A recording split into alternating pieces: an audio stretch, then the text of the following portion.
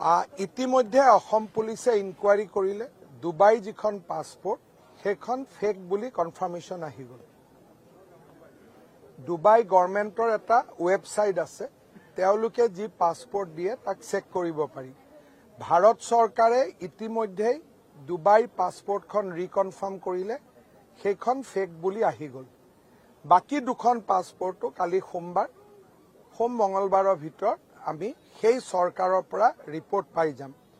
গধূলি 9-10টা বজাত বাট ইতিমধ্যে দিলে কিজানি ৰিণিকীয়ে কোৰ্টত এজাহাৰ দিব।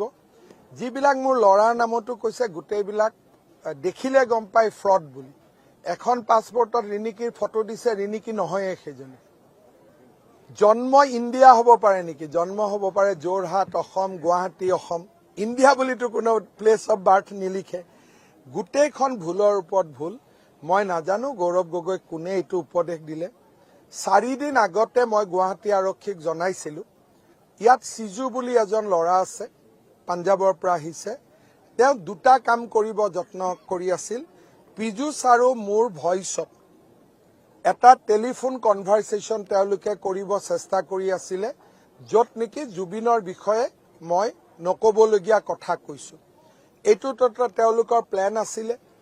পুলিচক মই জনালোঁ। এই ঘটনাটো যে হ'ব, এই ঘটনাটো 4 দিন আগতে মই ডিজিপিক জনাইছিলোঁ যে এনেকুৱা ডুপ্লিকেট কাগজ বনাব।